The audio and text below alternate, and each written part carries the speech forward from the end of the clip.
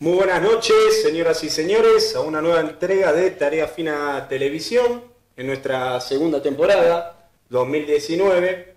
Para eso le agradecemos a la gente de Hora 60 por brindarnos el apoyo para poder continuar haciendo este programa al que nos dedicamos a hacer análisis, donde nos dedicamos más a las cuestiones de fondo que a la opinión, donde tratamos de hacer un buen uso de la palabra periodismo. Así es, sí, por lo menos hacer un análisis real y distinto de lo que nos podemos llegar a encontrar en la televisión, ¿no? Exactamente, tratar de por lo menos tener el análisis que esté fuera de lo establecido. Así es. Bueno, gracias Gonza igual por hacerme parte.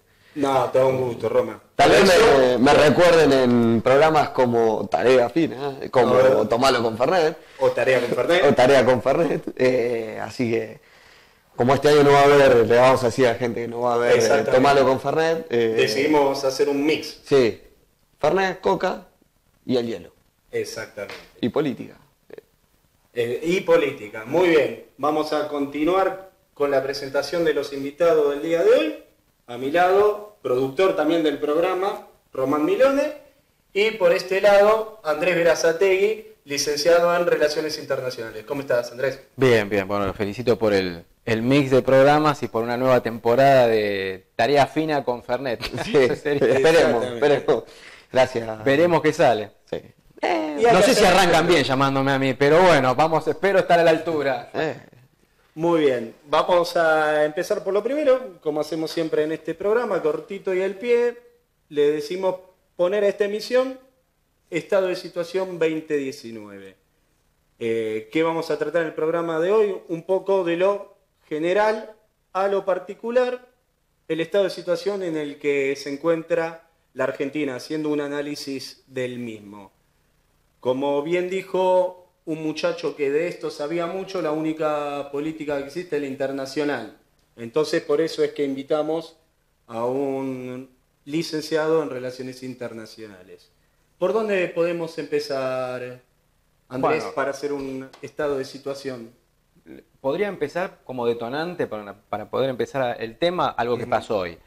Hoy ocurrió un hecho significativo que seguramente muchos podrán ver en internet, que es el rechazo de Theresa May para el acuerdo que Theresa May, la primer ministra de Gran Bretaña, había arreglado por su lado con la Unión Europea para dar cauce al Brexit. Es decir, a que Gran Bretaña, que era un país que pertenecía a la Unión Europea, se fuera de esta. Cosa que fue decidida en un referéndum. Entre algunos compañeros se ha hablado de que un proyecto como la Unión Europea, tan ambicioso para los estados europeos, pero también, para algo que hablamos al comenzar, el proyecto capitalista basado en la economía de finanzas y de servicios, realmente tiene como una especie de segunda locomotora detrás de los Estados Unidos a la Unión Europea. Que un país tan importante, que un estado tan importante como Gran Bretaña se vaya, que nunca perteneció 100% a la Unión Europea, pero se vaya incluso de lo que estaba, es como una especie de golpe bajo al proyecto de la economía y la política capitalista y los valores occidentales que se plasman como proyecto triunfante ante todo el mundo.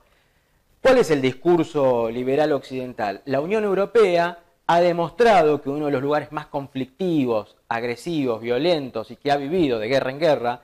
Cuando uno analiza, hay un historiador cuyo nombre no recuerdo, decía que si había que analizar qué era lo que tenían los países de Europa en común, era que siempre habían estado en guerra. No había muchas más cosas en comunes.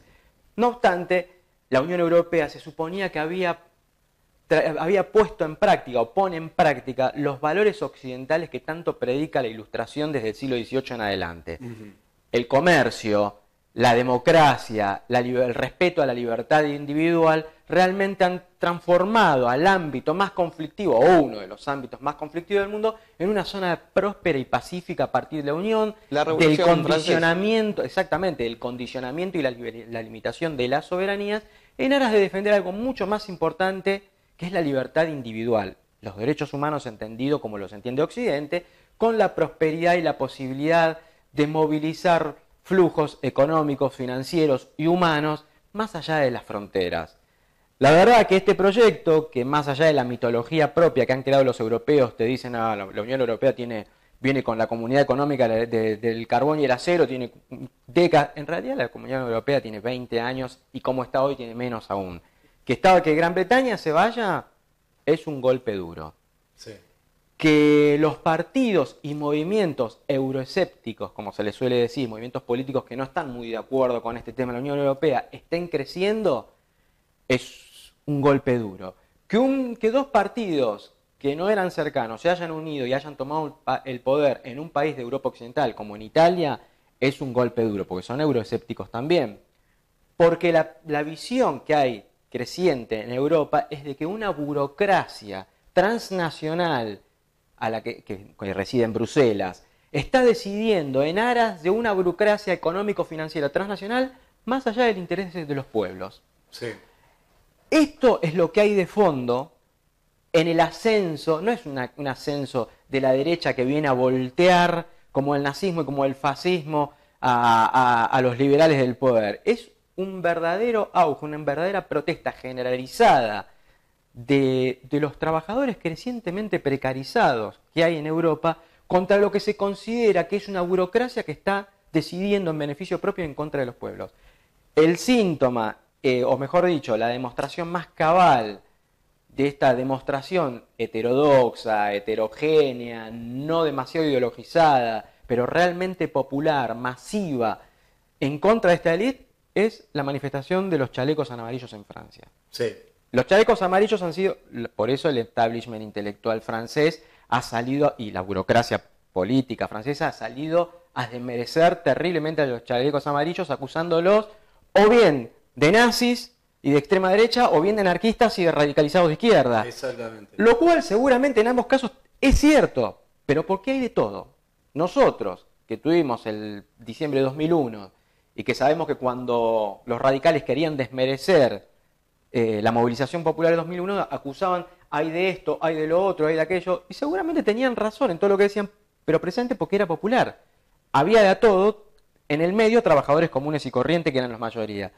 Este fenómeno de los chalecos amarillos, que recomendaría a quienes están viendo el programa, lo sigan de cerca porque es algo más profundo que el enojo de los franceses. Y para no trasladar, porque seguramente te conozco, sé cuál es la preocupación, siempre tratar de leer la actualidad de acuerdo a nuestro propio interés. No es caer en una especie de eurocentrismo y decir vamos a analizar porque como pasa en Francia es interesante. No, es interesante porque hay está habiendo ruidos y, como dice la Biblia, guerras y rumores de guerra en las bases que están hablando de una protesta creciente contra los que están realmente mandando la economía y la política en Occidente. Para hacer un paréntesis, me parece que estamos los tres de acuerdo, es un momento de crisis en el que está en crisis la ideología, la crisis del sistema dominante mundial y la crisis de legitimidad en todo el mundo. Por eso vemos en todos países del mundo bases muy movidas y poniendo en jaque, o por lo menos cuestionando todo lo establecido. Sí, no, y son sectores que están promoviendo ideas o necesidades realmente de lo que le está pasando a su pueblo. Por eso digo, también no es que si vos traes el modelo de chalecos amarillos a la Argentina va a funcionar, porque ellos están interpretando otro variado que quiere... No podemos caer en ese análisis. Bueno, pero eso es una tontería. Estamos hablando, la cuestión es tratar de ver qué hay de profundo. Tampoco es, como lo analizaría uno de izquierda, una crisis del sistema capitalista mundial. En realidad el capitalismo, es como dijo un amigo una vez cuando uno contestó, dice, mi computadora anda mal, maldito capitalismo, y un amigo en chanza dijo, el capitalismo va como piña, la porquería es tu computadora. El capitalismo funciona bárbaro porque el capitalismo es generador de exclusión. Eso no, la cantidad de excluidos que hay en el mundo, de desfavorecidos, no habla de la falla del capitalismo. El capitalismo es eso. El capitalismo, por fomentar la dinámica de la competitividad, el mérito y la competencia constante, y la innovación, necesariamente a todos los que no se adaptan a esos cambios constantes y a la dinámica de la competitividad, porque no quieren ser empresarios exitosos, sino simplemente quieren ser trabajadores que van a su casa y tienen para descansar y vivir, entonces necesariamente va generando una masa de excluidos de los que no entran en esa dinámica. La mayoría de las personas no está interesado en ser un meritócrata. Exacto. La mayoría está dispuesta a salir, trabajar, tener su dinero y tratar de fomentar sus valores y de fundamentarse en sus círculos íntimos, en sus comunidades éticas, vamos a decirlo, como son su familia, su barrio, sus amistades. Pero claramente el sistema no está El ni capitalismo siquiera demuestra abarcando eso. Y lo que está dejando en evidencia este creciente auge es que esta dinámica política, económica, de falta de valores superiores, de ruptura de toda relación social comunitaria, de fomentar la dinámica competitiva atroz y feroz, no da causa a los verdaderos reclamos del hombre común, que quiere otra cosa, que quiere una cuestión de estabilidad y que además se troca en hechos concretos.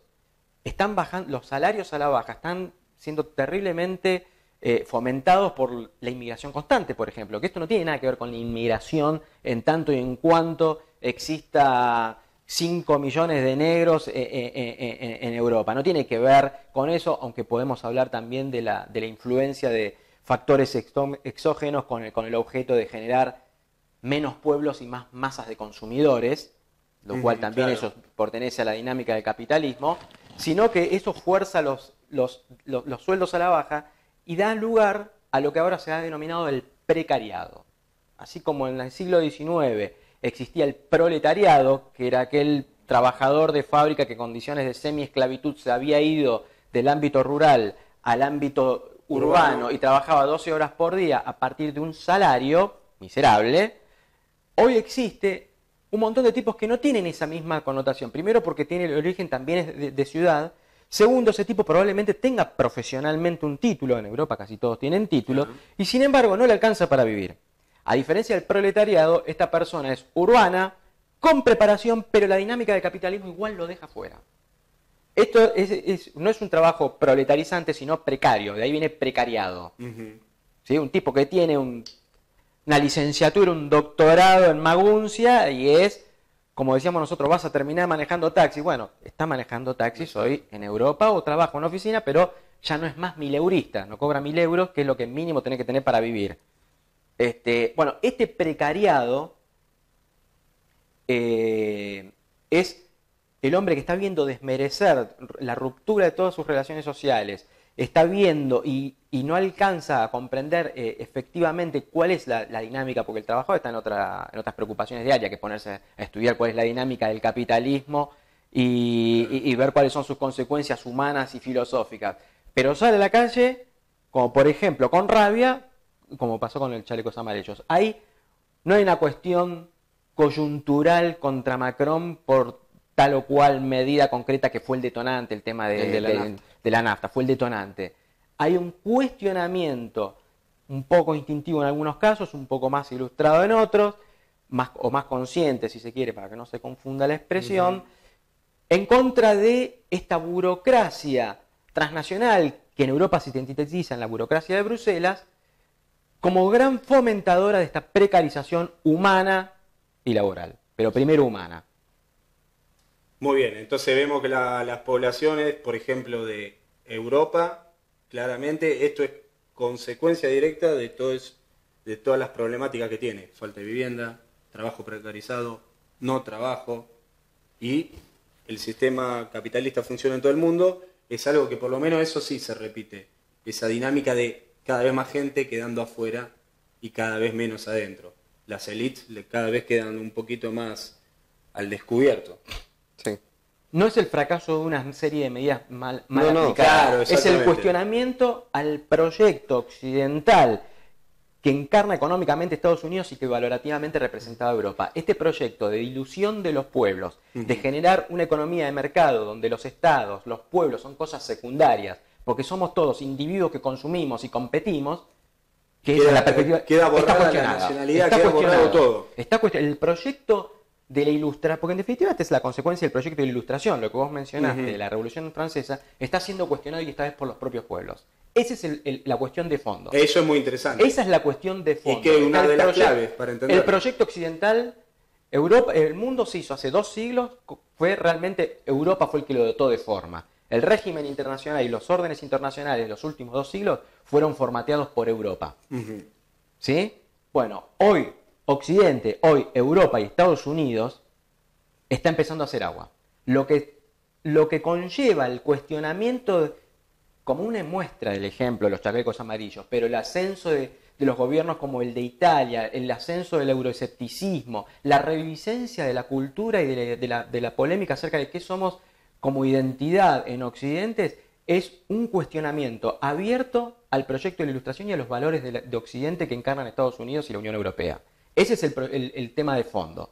¿El mundo tiene que seguir siendo europeiforme o en realidad el mundo auténticamente plural, donde cada civilización, cada cultura, cada nación se da sus propias instituciones, puede esta vez sí enfrentar la historia ante alguien que le quiere imponer una visión en aras de construir el propio destino? ¿Y por qué crees que los ingleses cuestionaron eso, lo sometieron a un referéndum y optaron por salir de esa visión europeizante o de ese sistema? Vamos a empezar porque Gran Bretaña nunca se terminó de sentir totalmente Europa. Es más, gran parte de la política exterior de Gran Bretaña fue precisamente mantenerse al margen de los conflictos de Europa. Nunca hay que olvidarse de eso. El gran fuerte de Gran Bretaña nunca fue conquistar Europa, o alguna vez conquistó Europa Gran Bretaña. No. El gran fuerte fue el resto del mundo, en aras de que su competidor, Europa, siempre estuviera dividido. Europa, lo que hizo Gran Bretaña era su asunto. Gran Bretaña es una potencia marítima que Exacto. tuvo una visión colonialista en el sentido de que va a todos los lugares del mundo y hace puertos, como una potencia marítima.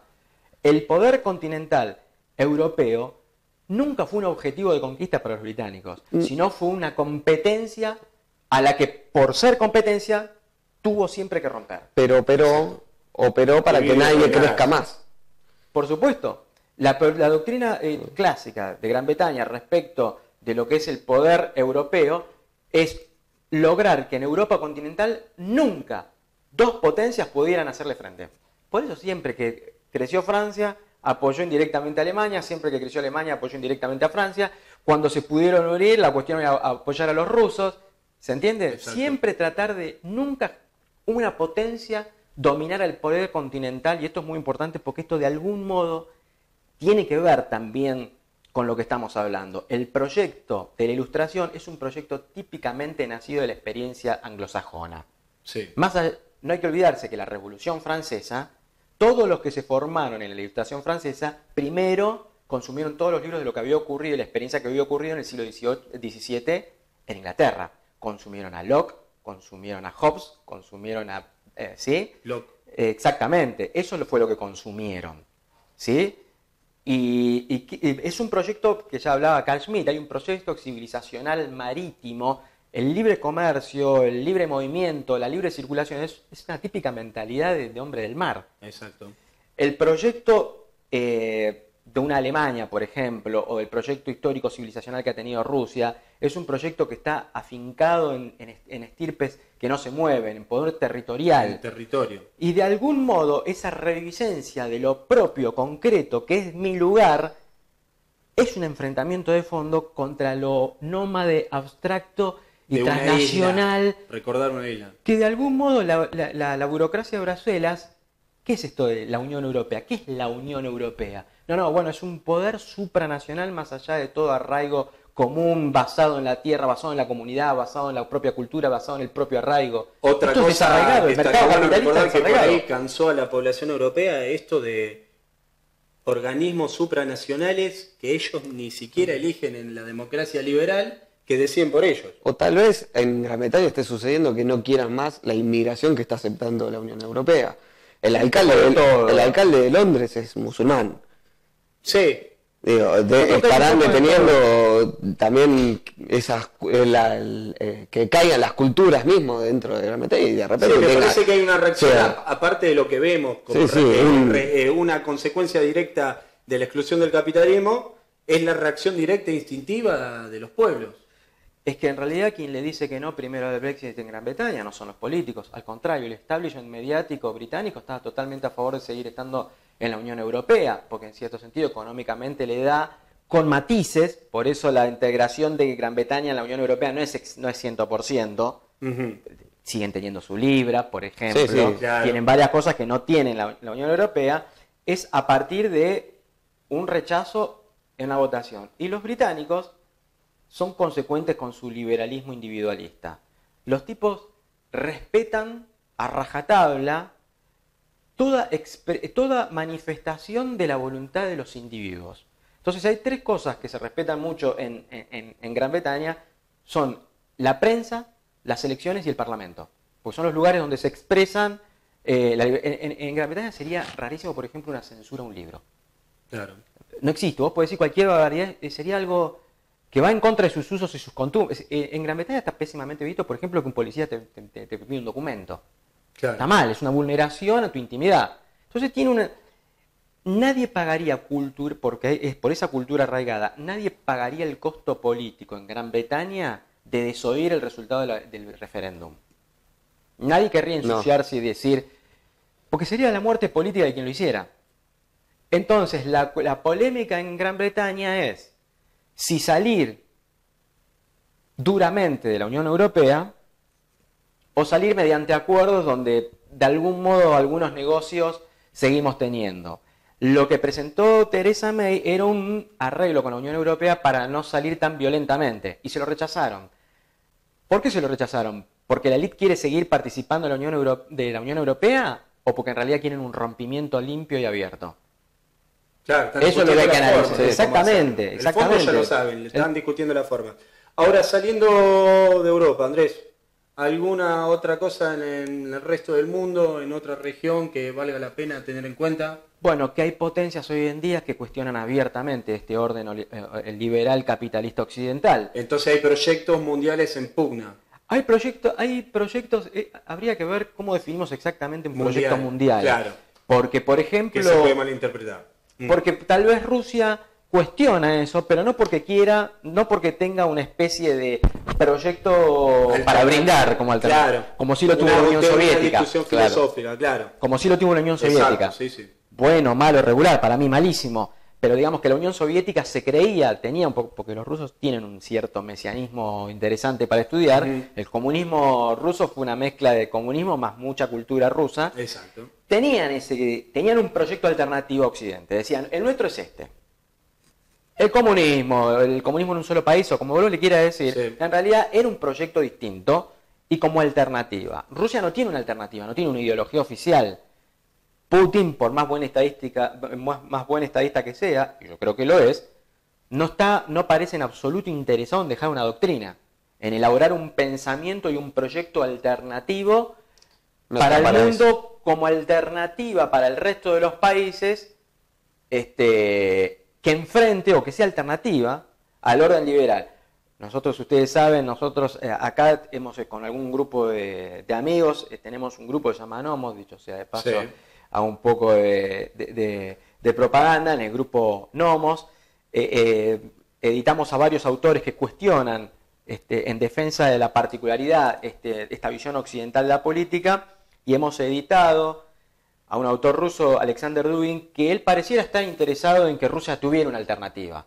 Y entonces él lanza su cuarta teoría política, con la que uno podrá o no estar de acuerdo, pero es su intento de legitimar e ideologizar lo que tendría que ser Rusia en el mundo, porque está convencido de que Rusia tiene un rol que jugar como actor mundial. Exacto. ¿Sí? China, otro actor que cuestiona la supremacía occidental. ¿Tiene otro proyecto para el Canadá? No, tampoco. Ni le interesa. China lo que quiere es que por su propia dinámica, por su propio gigantismo demográfico y humano, demográfico y económico, interesar al resto a que vivamos dependiendo de sus propios negocios y sus propias necesidades. El cuestionamiento hacia Occidente es que no quiere que le imponga a Occidente a sus eventuales socios la dinámica que China le quiere imponer. Uh-huh. Una dinámica que pasa no a partir de decir tengo un modelo de organización humano, económico y civilizacional, sino de decir vos sos un país pobre, bueno, vos tenés algo que me interesa, te voy a construir escuelas, caminos, puertos y encima voy a ir a buscar yo las cosas. Para un país de África es muy tentador. Porque Estados Unidos, China te viene a buscar algo que no le importa cómo, pero te lo quiere sacar, pero al mismo tiempo te deja con inversiones concretas que mejoran, por supuesto, solamente en aquel lugar donde le interesa estar a China. No te va a construir una escuela si necesita tu oro de Neuquén, no te va a construir una escuela en Santiago del Estero. Pero sí te va a construir una base militar. Exactamente. Una central hidroeléctrica. Exactamente. Y te va a dejar manos de obra. Es una manera de apelarte al bolsillo y al interés para que los mires con cariño. Como contrapartida de su guita, yo además no te impongo condiciones políticas. Mientras vos me des ese suministro que yo quiero, porque yo lo necesito, tengo una dinámica, soy una quinta parte de la humanidad. A mí no me interesa imponer un orden. Y nadie económicamente en la producción puede competir conmigo. No.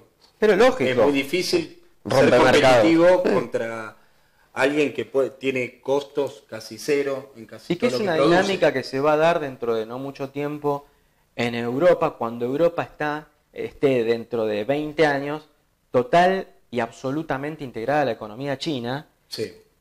porque yo soy de la idea de que, o mejor dicho, los chinos tienen la idea de que Europa sea un apéndice económico de China, y por eso tiene un proyecto, invito a todos los televidentes que lo busquen, el proyecto de un One Belt and Road, viene a ser un cinturón y un camino que es la nueva ruta de la seda. Busquen la nueva ruta de la seda, que es integrar a todo Eurasia mediante infraestructura, caminos, trenes, puertos y mucho dinero a la dinámica productiva de China.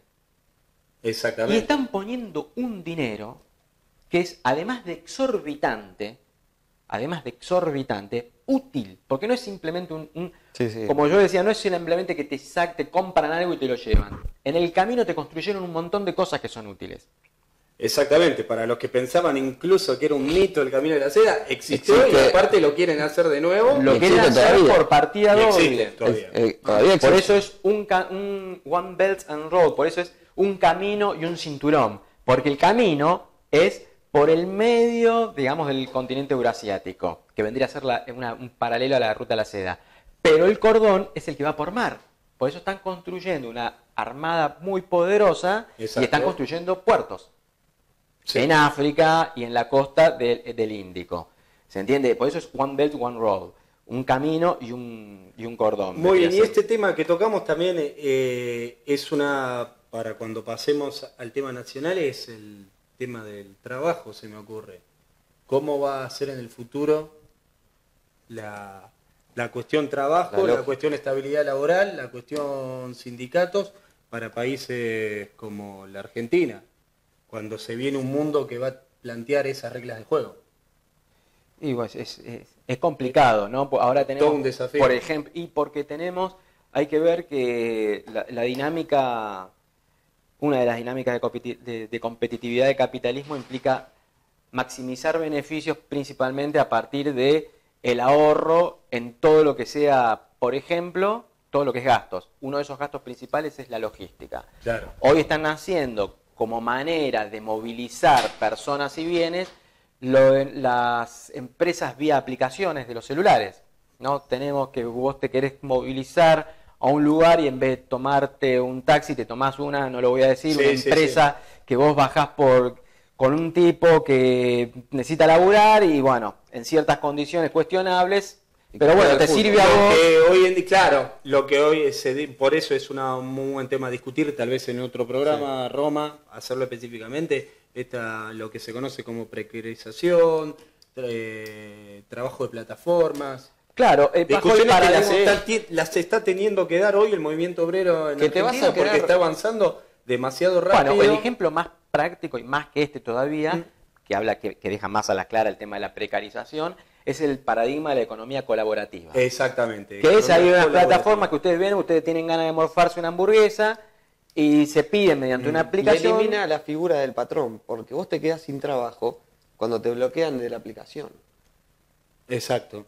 Vos no trabajás más en esas empresas de delivery, en esas empresas de tráfico de personas, de que llevan personas sí. En vehículos. De la manera que vos te enterás de que te quedaste sin trabajo es porque te sacaron el usuario en donde vos... Claro, lo que eso demuestra en realidad...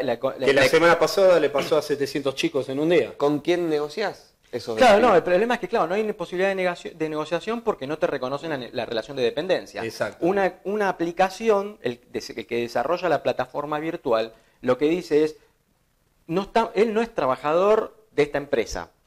Por eso es economía colaborativa. Claro. Estamos colaborando para ofrecer un servicio.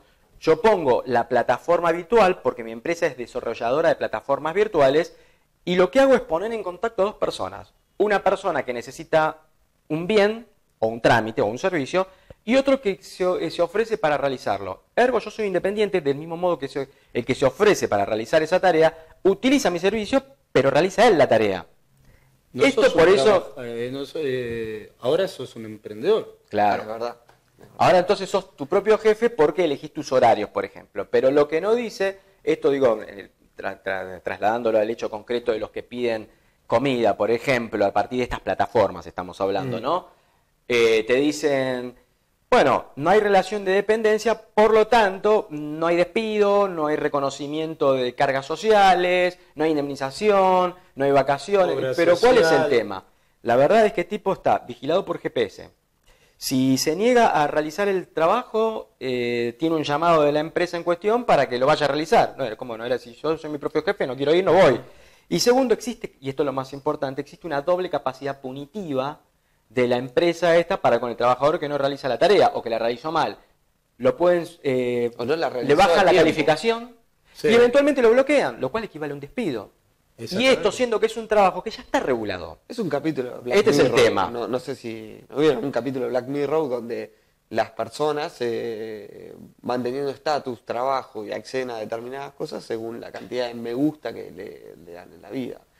Un like. Sí, también una pregunta filosófica para esto es cómo llegamos a necesitar Pero llamar a alguien por teléfono la pregunta es... para la hamburguesería que está justo abajo de nuestra casa. Es Gonza, rarísimo. La pregunta es, desde la visión que nosotros tenemos sobre el trabajo argentino, de la doctrina, de donde más o menos salimos, es, ¿esta batalla está perdida o la tendríamos que haber dado hace 5 años atrás?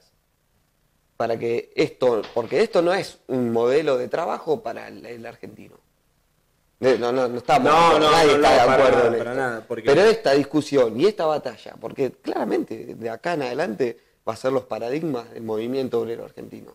Esta batalla, son discusiones ¿la que perdimos o la teníamos que haber dado No, hace... sí. Lo Es que una pasa es que pelea son que muy merece nuevas dar. también. Yo creo que hay que tener Pero el están desafío pensadas del desde trabajo, hace bastante. el desafío del movimiento obrero en todos los lugares del mundo, pero particularmente en Argentina, donde los sindicatos, a pesar de todo, siguen siendo muy fuertes, es no negar la realidad, sino tratar de adaptar los medios de lucha.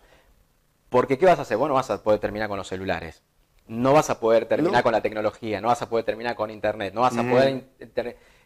hay trabajos que van a desaparecer. Eso. ¿Qué sé yo? Hace 100 siglos atrás existían las personas que prendían la luz en la calle. Y era un trabajo y había muchísimo, porque no puede existir una calle sin luz, y estaba lleno de tipos que hacían... Bueno, cuando se inventó la lamparita, por más bueno que fueran los sindicalistas de los que representaban los que prendían las velas en la calle, No, por eso No, pelear con la calidad no vamos esa, es a pelear. esa es la batalla perdida, esa es la batalla de los carboneros con Margaret Thatcher, iban a perder de una, el neoliberalismo ciudadano. Ahora, nosotros estamos ante esa batalla perdida o todavía estamos a tiempo de dar una pelea para revertir esto. No, la pelea hay que darla porque no, claramente no está perdida, sobre todo cuando tenemos un modelo sindical como el que tenemos. Ahora sí hay que dar las discusiones como se merecen darlas, no darlas tarde.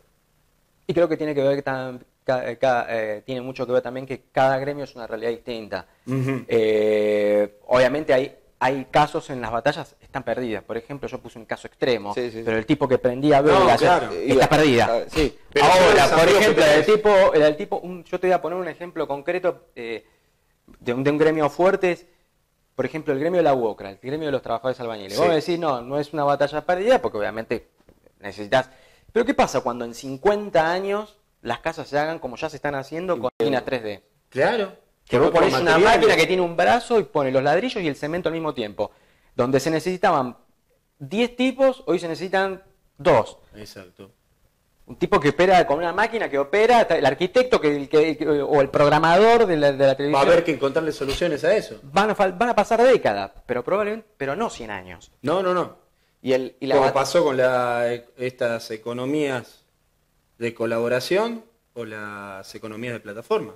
Pero claramente ahí el movimiento obrero no solamente tiene que dar la batalla, la tiene que dar el sector político que respalde el movimiento obrero para que haga la política necesaria que requiere la defensa de los puestos de trabajo. Seguramente, sí. Muy bien, ahora que tocamos este tema y nos vamos un poco acercando al plano nacional, plano regional, Hispanoamérica, Latinoamérica, lo que vivimos hace poco tiempo, observar, o lo que tuvimos que haber aprendido, bueno, del caso Bolsonaro en Brasil, es modelos ya establecidos o asentados como Perú, como Ecuador, como Chile, y el caso últimamente de Venezuela. ¿Qué podemos analizar? Yo creo que en cierto sentido, si tuviéramos que trasladar, obviamente cada región, la realidad no es lineal y las relaciones sociales son espurias como son espurios los seres humanos. La cuestión no es tan, el análisis que hicimos hace un ratito no es que se tenga que bajar linealmente a cada región, pero evidentemente, por ejemplo, cuando uno analiza los gobiernos que hubo durante la década del 2000 y un poco posterior, que podríamos muy genéricamente meterlos como de centro-izquierda, si se quiere, por ahí en algunos casos es medio discutible, pero digamos, si se quiere, con una participación más masiva de los pueblos en la gestión política, como se fuera, dio lugar a un paso a una especie de, también hablando entre comillas, de derechización. Analizando vamos a ver que en realidad lo de izquierda y derecha son términos que ya cada vez, si alguna vez explicaron algo, cada vez explican menos. Caducos. Pero claro, totalmente, pero hoy podemos ver de que una cristalización de un gobierno en América Latina o de dos gobiernos que cuestionan de algún modo esta preeminencia de los Estados Unidos y el modelo occidental, probablemente más centrado en los Estados Unidos, son, por ejemplo, de los que sobreviven, Bolivia con Evo Morales y el gobierno de Venezuela. Por el contrario, a diferencia de esta, que fue la tendencia hace unos años atrás, hoy hay una tendencia distinta con, paradigmáticamente, no digo Perú, Chile y Colombia porque más o menos ya venían con ese alineamiento, pero paradigmáticamente en Argentina con Mauricio Macri, con el actual presidente, y en Brasil con Bolsonaro. Y vuelvo a recalcarlo de que en la realidad no es tan lineal, no obstante ser favorecedores del proyecto encabezado por Estados Unidos para la expansión de los valores occidentales, no dejan de ser bastante diferentes entre sí. Bolsonaro es una especie de derecha liberal, pero conservadora en lo moral, fomentador de la democracia y de no de la democracia, sino del liberalismo democrático, que es otra cosa, y de la economía libre, amparándose en todo lo que defiende Occidente, Estados Unidos, Europa, Israel en Medio Oriente, pero conservador en lo moral. Macri es todo lo que tiene de derecha Bolsonaro, pero también todo lo que tiene de izquierda el progresismo. Exacto. De hecho, fue el que puso en el tapete el tema del aborto, el que lo fomentó, el que se identifica con la agenda en Estados Unidos de Hillary Clinton o de Trudeau en Canadá. Macri es, yo no soy parcial en esto, pero es casi como que tiene lo peor de la izquierda y de la derecha. Una cosa así. Es un neoliberalismo. No obstante, es un liberal consecuente. Es un liberal consecuente que admite tanto la agenda de la Organización Mundial de Comercio, del FMI, del Banco Mundial, como la agenda de Soros. Exacto. Adhiere a las dos agendas. Por eso, repito, ellos apuestan en la elección de Estados Unidos, el que enfrentó a Hillary Clinton y a Donald Trump, con muy poco tacto, dicho sea de paso, porque uno no tiene que andar apostando a candidatos en una elección, es más cuando sabía que iba a ser muy reñida, apostó tan fuertemente y abiertamente a Hillary Clinton. Exacto. Y le salió mal. ¿Por qué? Porque Trump es un rara avis, es un outsider, que entra a la política desde la empresa, pero tiene una visión económica, no solamente desde los valores como conservador que es, sino también desde lo económico como intervencionista. Porque está a favor de la libre competencia como empresario que es, pero en tanto y en cuanto le sirve a los Estados Unidos. Hillary Clinton, Obama, Bush, etcétera, etcétera, más allá de que siempre están a favor de las minorías y de las élites de lo que Estados Unidos se denomina el Deep State, el Estado profundo, la burocracia financiera y económica que tienen los riendas del poder en Estados Unidos hace más de 100 años. De algún modo, Trump viene a patear el tablero este. No es que es un patriota que está a favor de los pueblos del mundo, pero es un aislacionista, lo cual ya es raro, porque habían desaparecido hace más de 100 años en Estados Unidos. Exactamente. Y esto ya es suficiente para que en un lugar donde el poder esté constituido establemente durante tanto tiempo y de modo tan homogéneo, sea un grano en el traste y sea odiado por el establishment norteamericano. No es que lo odian porque grita. No es que lo odian porque pone un muro. No, porque es una piedra en el zapato de su proyecto. Claro, no lo odian por las mismas razones que algunos afines a nosotros les puede caer mal. No es que lo odian porque pone un muro en... No le gusta México. No le gusta por México. eso. No es por eso, porque el que más construyó un muro con México fue Obama. Así que no es que les molesta eso. O el que más guerras hizo.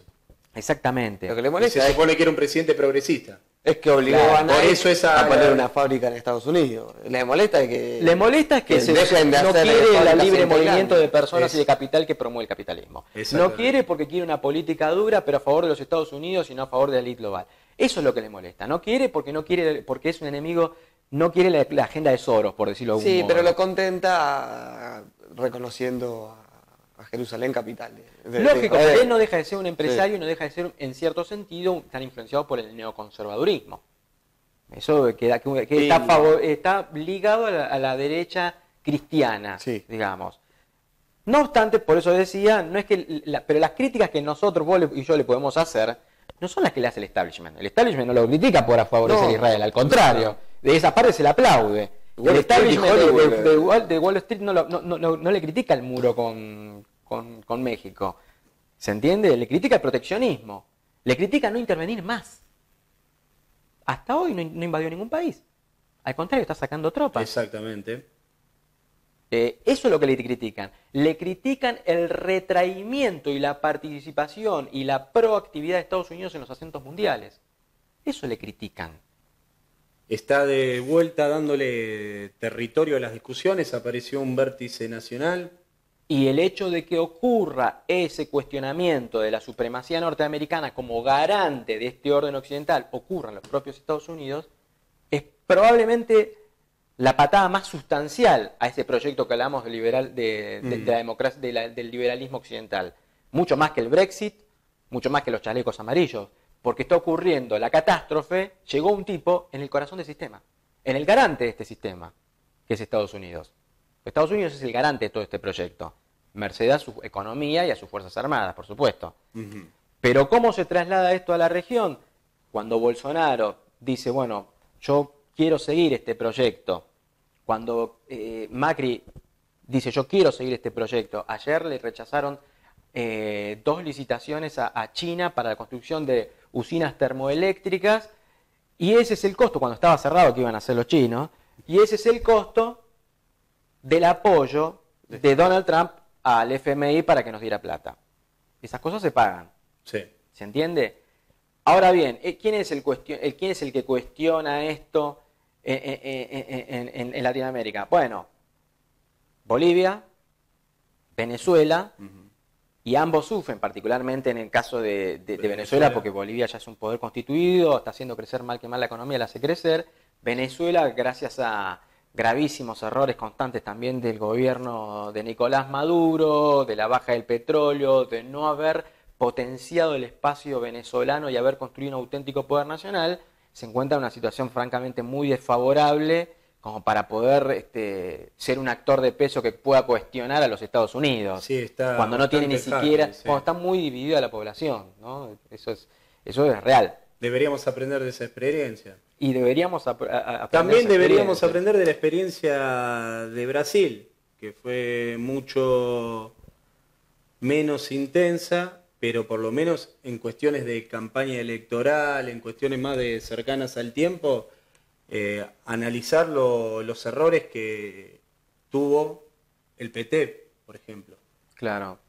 De no levantar esas banderas nacionales. Por ahí hizo algo bien en su discurso, como lo hizo bien Mauricio Macri en el 2015, de apelar a ciertos sentimientos, a ciertos argumentos, a ciertos errores. Sí, básicamente para Y hacerlo desde el campo nacional, no importa si brasilero o Sí. argentino, seguir pisando el acelerador en los errores. Y claro, porque si estamos más preocupados Porque en claramente escribir, fue la mayoría lo que lo votó a este si la señor. oposición a Macri está más preocupada en escribir con X y decir todes que en tratar de hacer alianzas con los sindicatos porque los gremios se están quedando sin trabajadores, y tenemos más Macri, vamos a tener más Durán Barba, vamos a tener más Macri, o sea, si la oposición es Gabriela Cerruti, preocupadísima por el pañuelo verde y por decir todes, y estamos muy complicados, porque eso se granjea, es lo que no entiende el progresismo argentino, que eso no es de interés de la mayoría de los argentinos. Exactamente. Podrá ser de interés de la minoría de clase media, pequeño burguesa, principalmente con centros urbanos y específicamente porteños. Esas minorías intensas. Exactamente, pero no del país. Eso explica, en cierto sentido, que gran parte ya que lo vas a hacer, me parece muy correctamente, un paralelismo con lo que ocurre en Brasil, Exacto. gran parte de una persona que realmente no tenía nada de carisma, no tiene nada de apoyación popular, de apoyo Hasta sonaba realmente popular ridículo. como Jair Bolsonaro, no obstante haya ganado al poder totalmente legítimamente. Ujú. ¿Por qué? Y porque vino a traer un discurso contra el hartazgo de gran parte de la población que está cansado con el tema de la política de minorías. Del progresismo, lo que nosotros del progresismo bobo, porque no nos la vamos a agarrar con los compañeros que piensan diferente, ese progresismo a ultranza y una muy buena estrategia de Bolsonaro de buscar alianzas con lo militar, con la iglesia, burguesía. Aparte la con gente la fue iglesia, criada durante décadas iglesia como evangélica, el gran paradigma popular. era la democracia porque era la voluntad de las mayorías.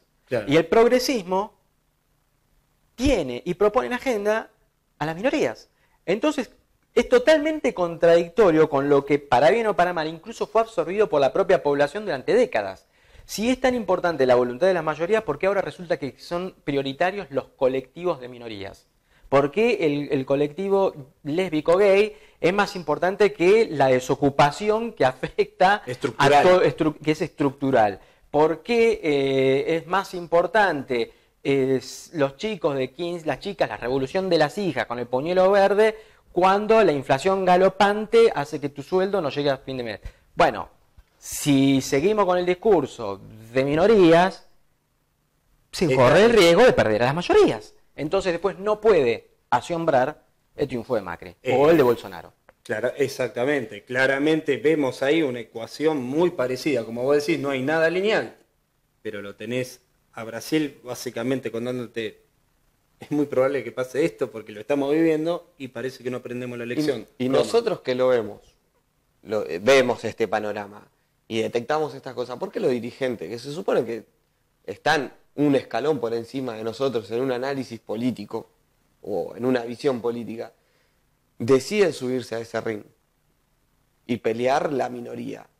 Y los dirigentes mismos decir, bueno, muchachos, lo podemos ir mechando si ganamos la presidencia, podemos, no sé, no perder las elecciones. Pero hay podemos otras dar prioridades más pero estratégicas. me parece que si todavía tenemos un país que le falta cloaca, que no tiene gas natural, que el agua potable... Dos dígitos de desempleo.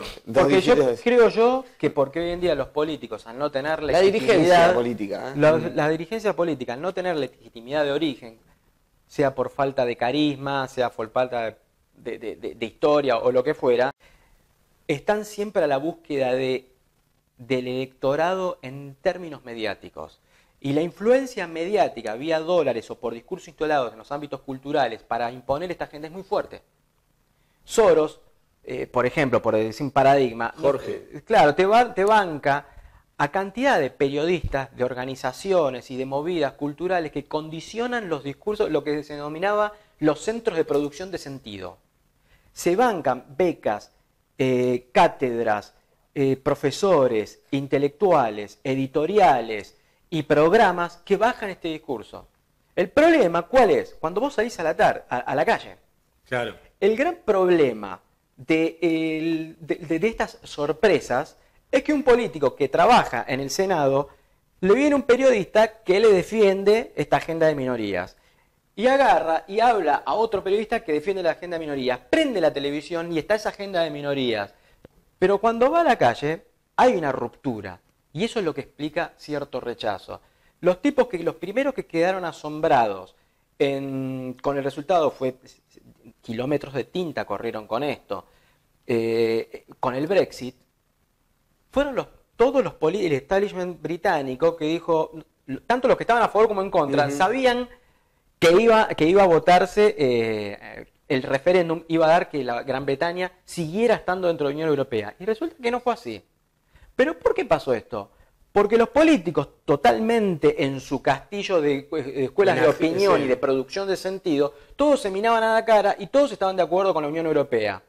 El problema fue los que trabajan, se levantan todos los días a la mañana, viven y consumen todos esos medios, sí, pero no dejan de tener su propia vida, no están condicionados tanto, no tienen tanto condicionado ese sentido común por esa presión mediática, financiera, cultural y política. Viven una vida real. Viven una vida real.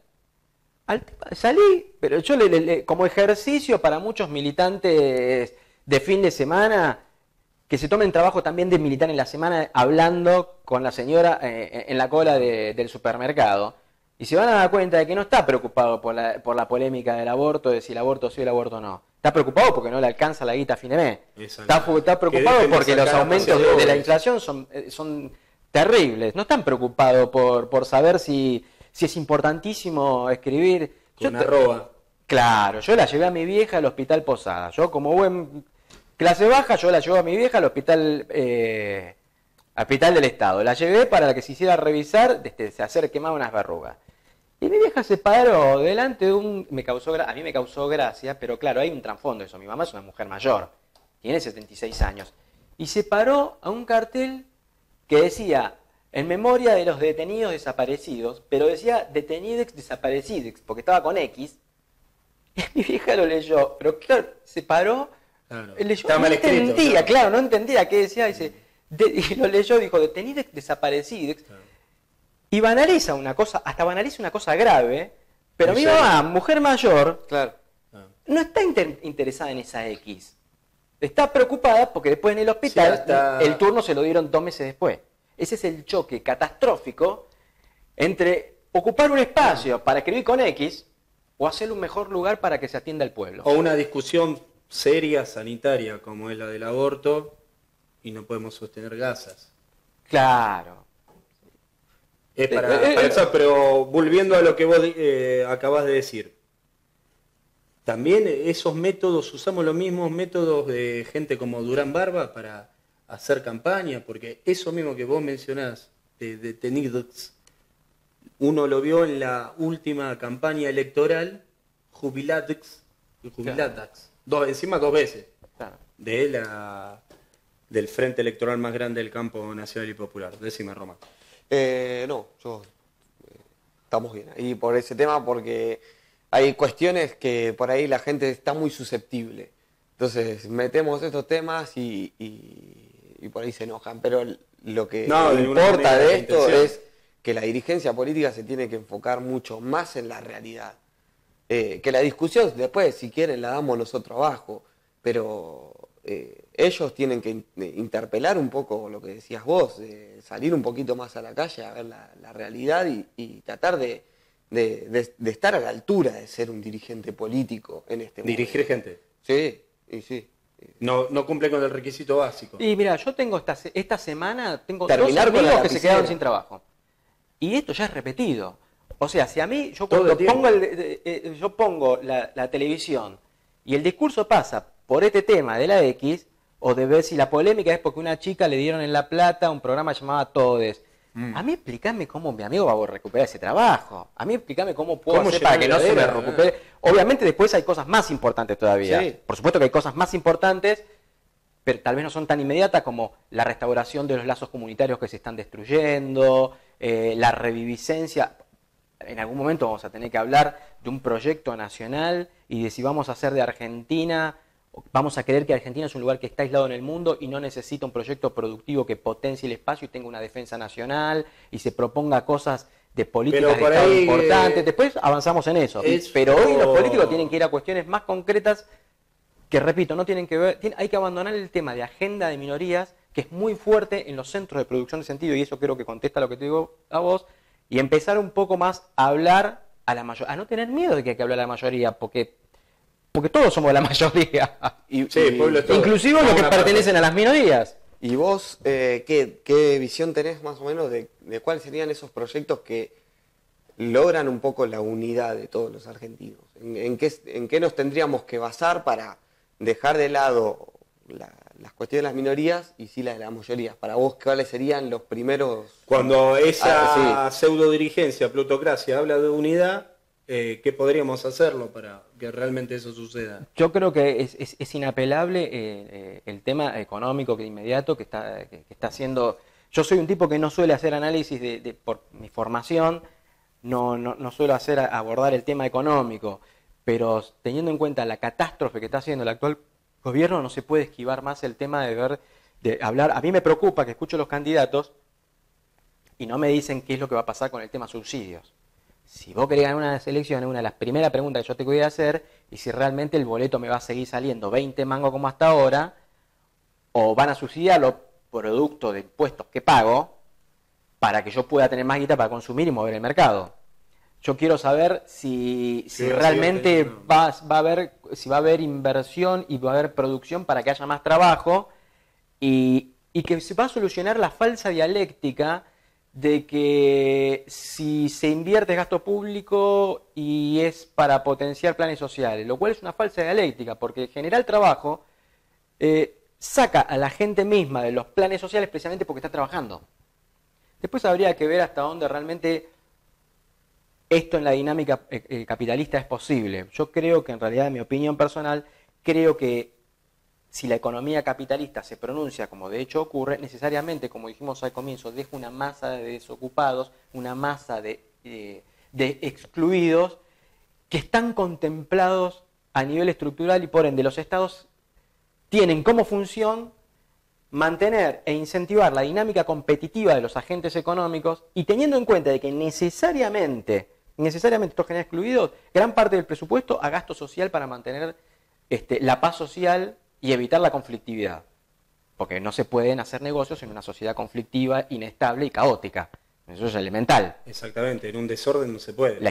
Lo que los liberales siempre propongan, estabilidad de los mercados, previsibilidad y seguridad jurídica, no se puede dar donde constantemente hay revoluciones. Exactamente. Entonces, justamente, gran parte del presupuesto del Estado es para mantener la paz social. La pregunta que se deberían hacer los militantes, los compañeros que están en las organizaciones sociales, ¿pretenden ser los garantes y los custodios de la paz social del sistema capitalista o piensan ser instrumentos de cambio político? Esa es una pregunta que yo dejo picando. Exactamente. Me parece que es una pregunta muy importante, porque si son actores que se quieren sumar a, como se promovió, a ser un actor que se sume a los reclamos de la CGT, también van a tener que, si llega algún gobierno, signo positivo para nosotros. Si en un próximo gobierno van a tener que preguntarse cuál es el rol en un gobierno nacional, popular y productivo, el rol que van a tener. Exactamente. ¿Van a estar contentos con que haya siempre una masa de 15% de desocupados?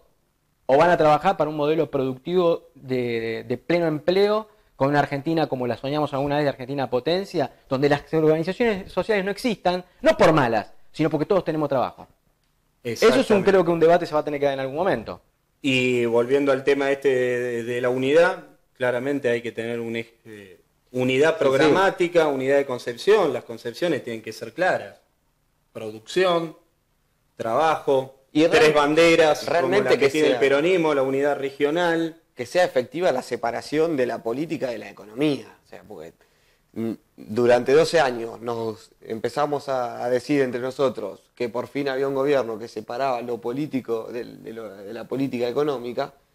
La verdad que cada vez que escucho hablar a los dirigentes opositores a este gobierno, dicen, pero antes podíamos ir de vacaciones, antes podíamos comprar el aire acondicionado, antes podíamos gastar y gastar y gastar. Sí, no llegamos a octubre con una falsa dicotomía. No, o sea, volver para consumir, no, hermano. Exactamente. No, es un modelo productivo argentino que nos dé trabajo, dignidad, pleno empleo, y ahí podemos realmente realizar y poder volver a restaurar los lazos sociales que están cada vez más destruidos. Muy bien.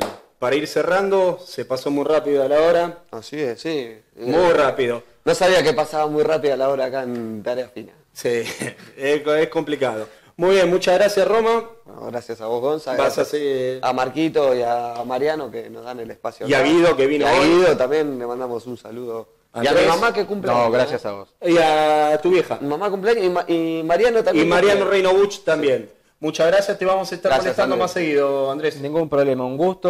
Un saludo a mis compañeros de Nomos. Un agradecimiento a la gente de Hora 60 y sobre todo a ustedes, por supuesto, por haberme invitado. Muchas gracias. Muy bien, gente. Nos vemos la semana que viene. Que la realidad...